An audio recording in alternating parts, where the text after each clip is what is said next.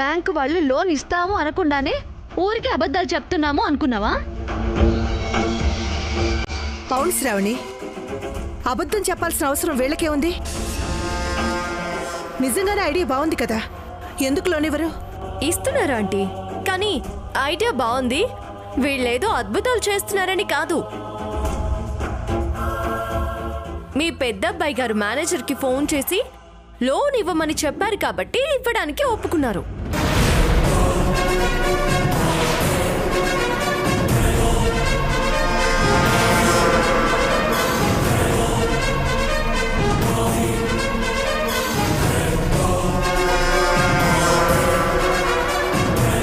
అది సంగతి.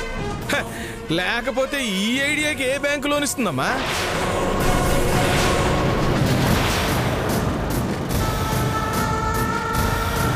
అప్పుడే అనుకున్నా విక్రమ్ ఇలాంటిదేదో చేస్తాడు అని.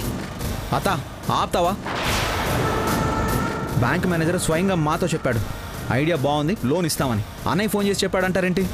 అవునత్తయ్య, బ్యాంక్ మేనేజర్ మా ప్లాన్ మొత్తం విన్నారు, ఐడియా చాలా బాగుందన్నారు. Yes sir. సార్ సార్,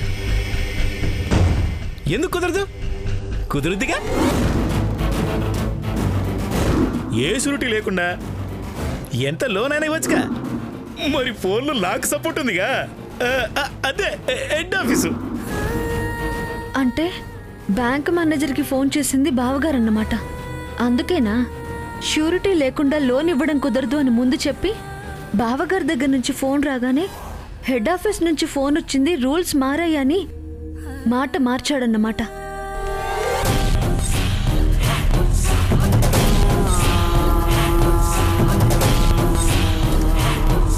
అన్నీ గుర్తుకొచ్చాయా? మొత్తం అర్థమైందా? బాగా అర్థమై ఉంటుంది, అందుకే ఆపేశావు.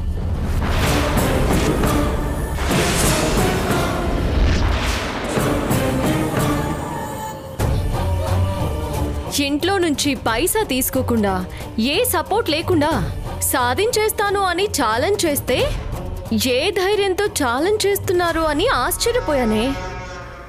కానీ ఇప్పుడు అర్థమైంది.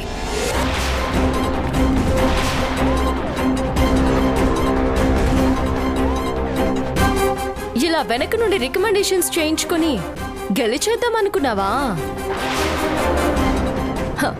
దీన్ని గెలుపనరే, మోసం అంటారు. వదినా,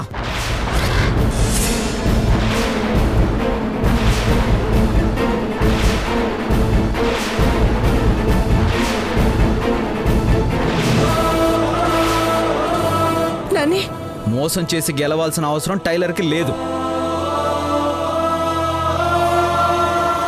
ఎక్కడ మేము కష్టపడతామోనని అన్నయ్య ఫోన్ చేసి చెప్పినట్టున్నాడు. ఆ విషయం మాకు తెలీదు. తెలుసుంటే లోన్ వద్దని బ్యాంకులోనే చెప్పేసి వచ్చేసి ఉండేవాళ్ళం.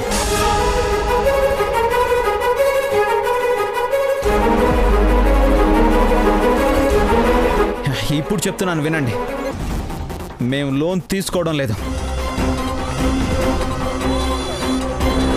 మాకు అవసరం లేదు. అయినా మేము అనుకున్నది సాధిస్తాం.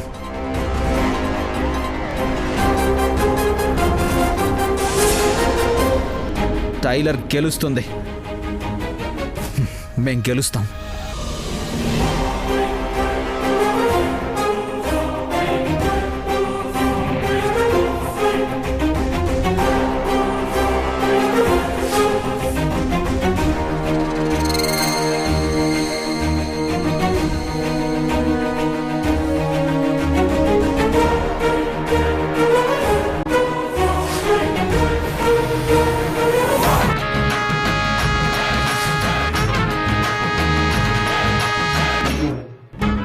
ఎందుకు నన్ను తొందరపడతావు?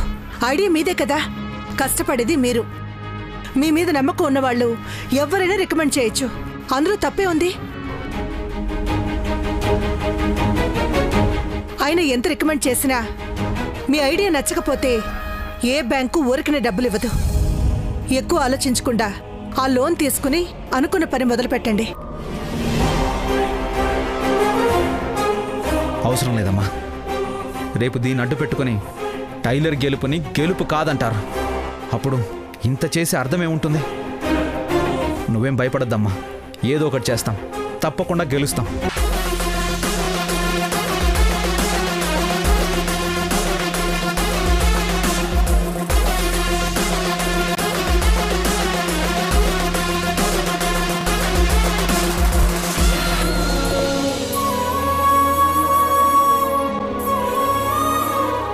ఆయన చెప్పింది నిజమే కదత్తయ్య. ఇలా ఎవరి దిక్కు నుండో వచ్చిన లోన్తో మేం గెలిస్తే ఆ గెలుపుకు విలువేముంది? ఏదైనా సరే మా కష్టమే ఉండాలి, మేమే సాధించాలి, అప్పుడే విలువ.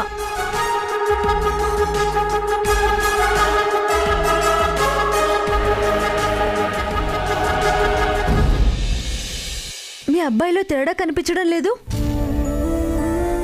ఎప్పుడు ఆవేశం, కోపమే చూశాము అన్నారు. ఆ ఆత్మవిశ్వాసం చూడండి. ఇంకా నమ్మకం కలగట్లేదా అత్తయ్య ఆయన సాధిస్తారు అని?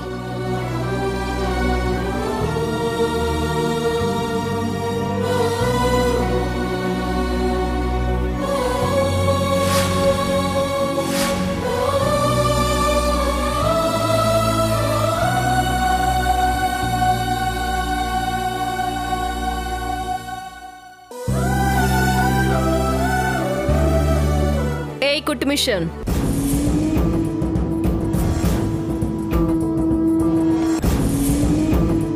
అసలు ఏం చూసుకునే నీకింత ధైర్యం, పొగరు?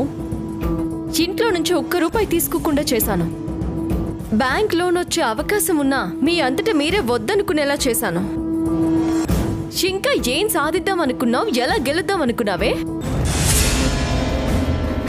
రోజు పొద్దున్నే లేచి ఈ ఐడియాతో ఏదో పీకేద్దామని కార్లేసుకుని ఊరంతా తిరగడం, చివరికి కాలం కలిసి రాలేదు అని చేతులెత్తేయడం, అంతకు మించి సాధించేదేమీ లేదు. నువ్వెప్పటి గెలుపు గురించో మాట్లాడుతున్నావు అక్క, కానీ ఆయన ఆల్రెడీ సక్సెస్ అయిపోయారు.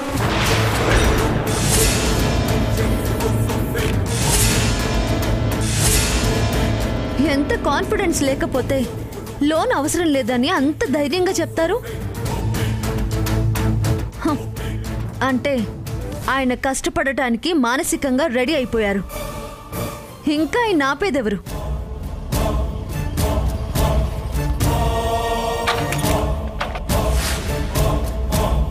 ఇంకా ఏమన్నా అక్క? కార్లు వేసుకుని ఊరంతా తిరగడం తప్ప ఏమీ చేయలేవనా? రేపటి నుంచి ఆ కార్లు కూడా మాకు అవసరం లేదు. కార్లను ఇష్టపడో, కష్టానికి భయపడో ఆగిపోయే వాళ్ళం కాదక్క. అంటే మా మేనలుడి కాళ్ళు అరగొట్టడానికి సిద్ధపడిపోయావన్నమాట.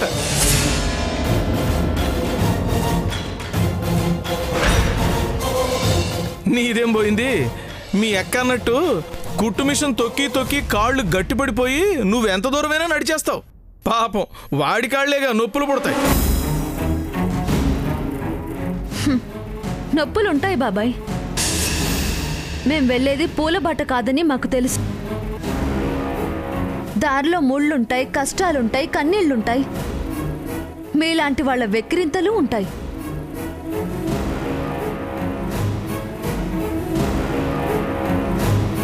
అయినా ఒక ముత్యం ఊరికే తయారైపోదు బాబాయ్. ఆల్చిప్పలోకి ఒక ఇసుక రేణు వచ్చి దానికి గుచ్చుకుంటూ ఉంటుంది. ప్రాణం పోయేంత బాధ. అంత బాధని ఓర్చుకుంటూ ఆ ఇసుక రేణువు ముత్యంగా మారుతుంది.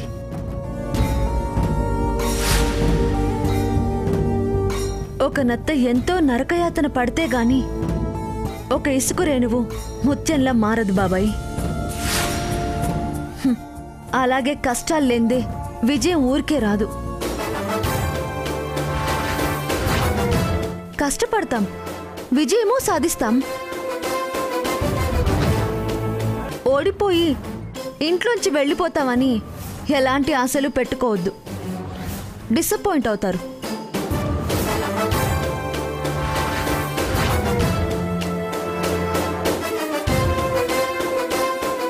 ఏదేమైనా ఆఖరి పంచి మాత్రం మిస్ అవ్వదు.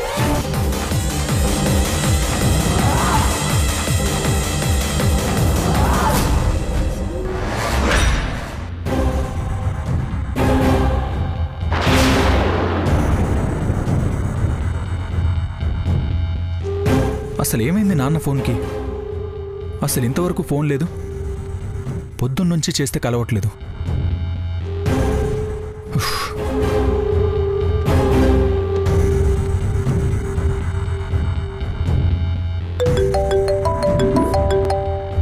ఓ, అమ్మ ఫోన్ చేస్తుంది. నాన్న ఫోన్ కనెక్ట్ అవ్వపోయేసరికి టెన్షన్తో ఫోన్ చేస్తున్నట్టుంది. అమ్మా. విక్రమ్, నువ్వు ఇంకా ఆఫీస్లోనే ఉన్నావా? అవునమ్మా, కొంచెం వర్క్ ఉంటేను. సరే, నువ్వు నాని లోన్కి రికమెండ్ చేసావా? అవునమ్మా, ఏమైంది? నీకెలా తెలిసింది? ఇంట్లో పెద్ద గొడవే జరిగిందిరా. దీన్ని గెలుపనరే, మోసం అంటారు. ఇలా వెనక నుండి రికమెండేషన్స్ చేయించుకొని గెలిచేద్దాం అనుకున్నావా?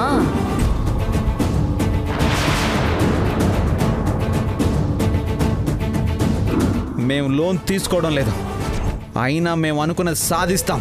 టైలర్ గెలుస్తుంది.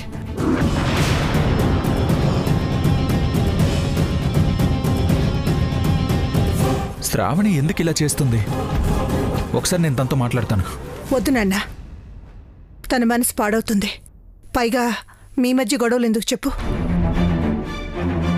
అవును, మీ నాన్నగారి ఫోన్ కలవట్లేదురా.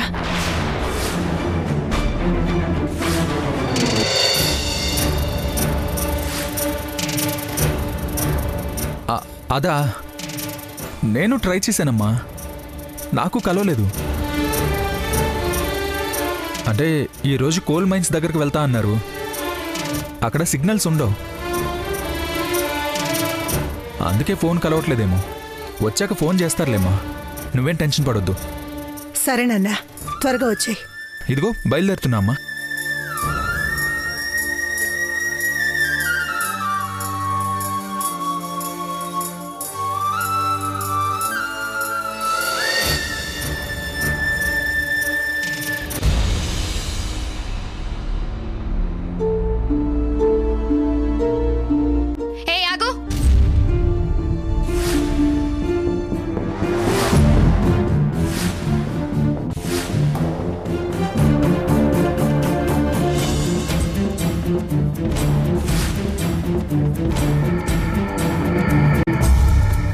అమ్మాయి లోపలుందా? లేదు మేడం. చెప్పింది గుర్తుంది కదా? అమ్మాయి గదిలోకి ఎవ్వరూ వెళ్ళకూడదు, నాతో సహా. అమ్మాయి లేని టైం చూసుకుని గది మొత్తం నీట్గా శుభ్రం చెయ్యాలి. అర్థమైందా? అర్థమైంది మేడం. అర్థమైందని తలోపడం కాదు, అసలే మా అక్క కూతురు. నేను బాగా చూసుకుంటానని నా దగ్గరకు పంపించింది. అస్సలు మాట రానివ్వకూడదు. అలాగే మేడం. వెళ్ళు. అలాగే మేడం.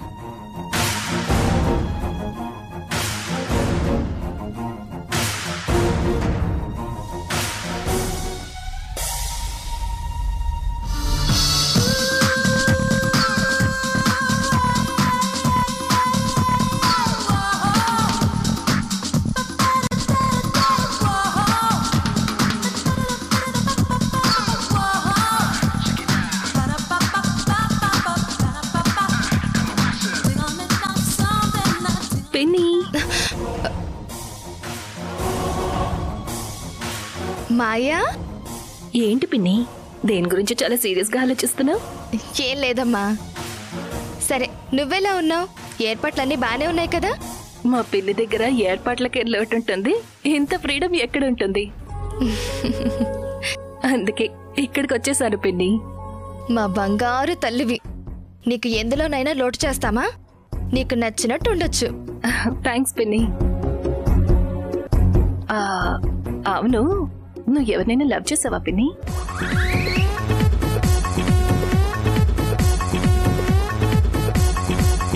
ఇదేంటమ్మా ఇప్పుడు లవ్ గురించి అడుగుతున్నావేంటి? అసలు ఎప్పుడైనా లవ్ లో పడ్డావా? ఎవరైనా ఒక అబ్బాయి నీ వెంట పడటం, నీ మనసుకి తెగ నచ్చేసి అతని గురించే ఆలోచించడం, అతని గురించే కలలు కనడం, అతను తప్పించి వేరే ప్రపంచమే లేకపోవడం నీకెప్పుడైనా జరిగిందా పిన్ని? ఏంటమ్మా ఏదేదో మాట్లాడుతున్నావు? అయినా ఇప్పుడు ఇవన్నీ అడుగుతున్నావేంటి? నీకన్నా వయసులో చాలా పెద్ద ఆయన పెళ్లి చేసుకున్నావు కదా పిన్ని.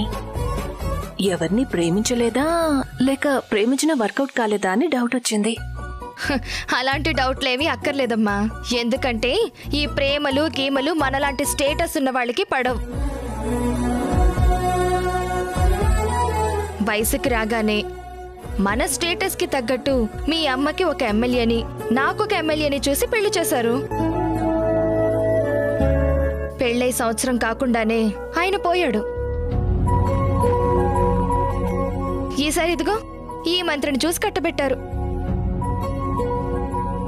మంత్రి కదా, స్టేటస్ ఉంది, వయసుతో పనే ఉంది. ఈ లవ్వులన్నీ అవసరమే ఉందమ్మా. నీ మనసులో ప్రేమ పుట్టించినవాడు, ప్రేమ రుచి చూపించినవాడు, సరైన వాడెవరూ నీకు తగలేదు పిన్ని. అందుకే నువ్విలా మాట్లాడుతున్నావు. ఒక్కసారి ప్రేమించి చూడు. ఆ ప్రేమ కోసం ఏవైనా చేసేయాలనిపిస్తుంది, ఎంత దూరమైనా వెళ్ళిపోవాలనిపిస్తుంది. ప్రేమ మాయే వేరు, ఆ మత్తే వేరు. ఒక్కసారైనా ఆ మత్తులో పాడాలి పిన్ని.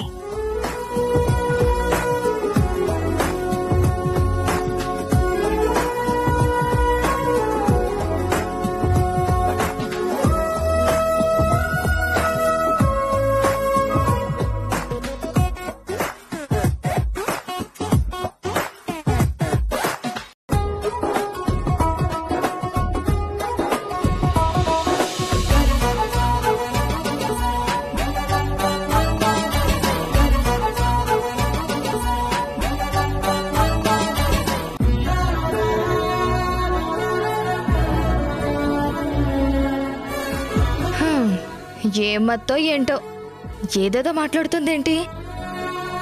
అందర్నీ తన మత్తులో పడేసి చుట్టూ తిప్పుకునేది ఇప్పుడు ఇలా మాట్లాడుతోందేంటి? కొంప తీసి ఎవరితోనైనా మత్తులో పడిందా?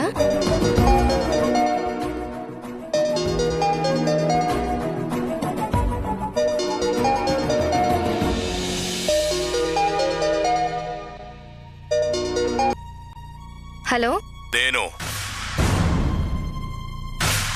ఏమండి మీరా?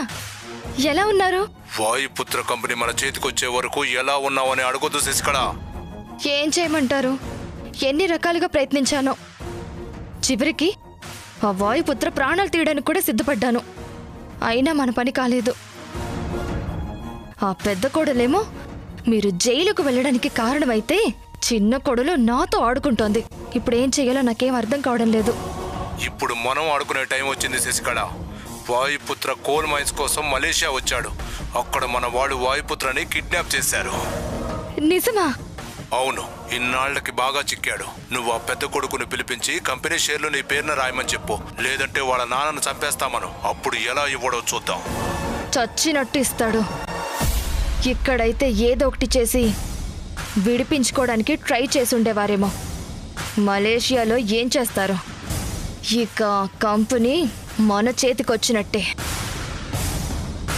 మీరు జైల్లో నుంచి బయటపడ్డట్టే.